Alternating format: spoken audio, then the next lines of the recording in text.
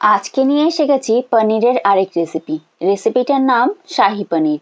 Restaurant বলুন কি ধাবাতে এই শাহি পনিরের রেসিপি খুব ফেমাস। রুটি, পরোটা, নান বা কুলচা এই সব কিছুর সাথেই খুব ভালো যায়। ভীষণ ক্রিমি, ভীষণ টেস্টি। শাহি পনির বানানোর জন্য আমরা সাদা তেল ব্যবহার করব। সাদা তেল নিয়ে পনিরগুলোকে হালকা আঁচে ভেজে নিচ্ছি। সামান্য নুন হলুদ দিয়ে ভেজে নেবেন। বেশি ভাজার প্রয়োজন নেই, না হলে কিন্তু পনিরের সফটনেসটা একেবারেই চলে যাবে।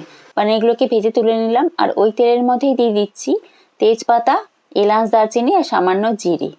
ফোড়নটা সামান্য ভেজেই এরপর দিয়ে দিলাম কেটে রাখা রসুন এবং আদা। রসুন আদা সামান্য ভেজেই এখানে দিয়ে দেবো লঙ্কা এবং পেঁয়াজ। আমি এখানে সবগুলোই রাফলি চপ করেছি, খুব কুচি করিনি। পেঁয়াজ ভেজে যখন একটু লাল হয়ে যাবে তখন এখানে দিয়ে দেবো টমেটো কুচি। টমেটো কুচিও আমি রাফলি চপ করেছি। টমেটো কুচির সাথেই দিয়ে দিলাম আমি ধনেপাতা বোটা।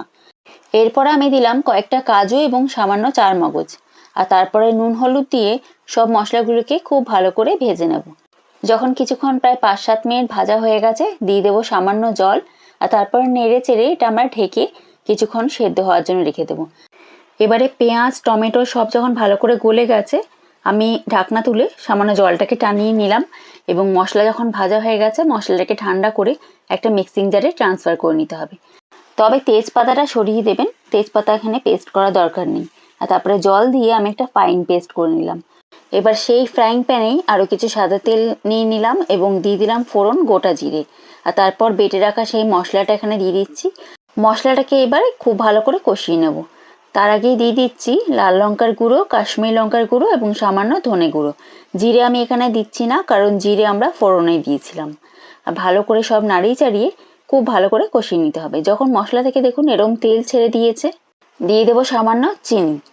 চিনি অপশনাল, আপনারা চাইলে স্কিপ করতে পারেন, তবে চিনি দিলে এর ফ্লেভারটা একটু অন্যরকম হয়ে যায়। আর তারপরে জল দিয়ে ভালো করে নাড়িয়ে চাড়িয়ে ভেজে রাখা পনিরগুলো দিয়ে দিচ্ছি।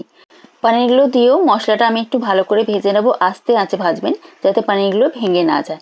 আর তারপরে যখন মশলাগুলো ভাজা হয়ে যাবে এবং সামান্য তেল ছেড়ে দেবে তখন ওপর থেকে দিয়ে দিলাম রোস্ট করা কাসুরি মেথি, ক্রাশ করে দিলাম।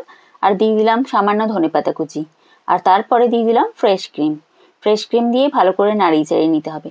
ফ্রেশ ক্রিম দিলে এই শাহি পনিরের স্বাদটা অনেক গুণ বেড়ে যায়। এই শাহি পনিরের রেসিপিটা একবার ট্রাই অবশ্যই করবেন, আমার রেকমেন্ডেশন থাকলো। খেতে এতটাই টেস্টি এবং এতটাই ক্রিমি হয়েছিল, আমি চাইবো অবশ্যই আপনারা এটা একবার ট্রাই করুন। আপনাদের ভালোবাসা এবং সাপোর্ট যেন সবসময় থাকে, তাহলে এইরকম ভালো রেসিপি যেন আরও অনেক আনতে পারি। ভিডিওটি ভালো লাগলে অবশ্যই একটা লাইক করে দেবেন এবং শেয়ার করে দেবেন বাকি বন্ধুবান্ধবের মধ্যে। আর চ্যানেলটিকে সাবস্ক্রাইব করে দেবেন এরকম আরও অনেক ডিলিশিয়াস রেসিপি দেখার জন্য। এখনকার মতন ধন্যবাদ।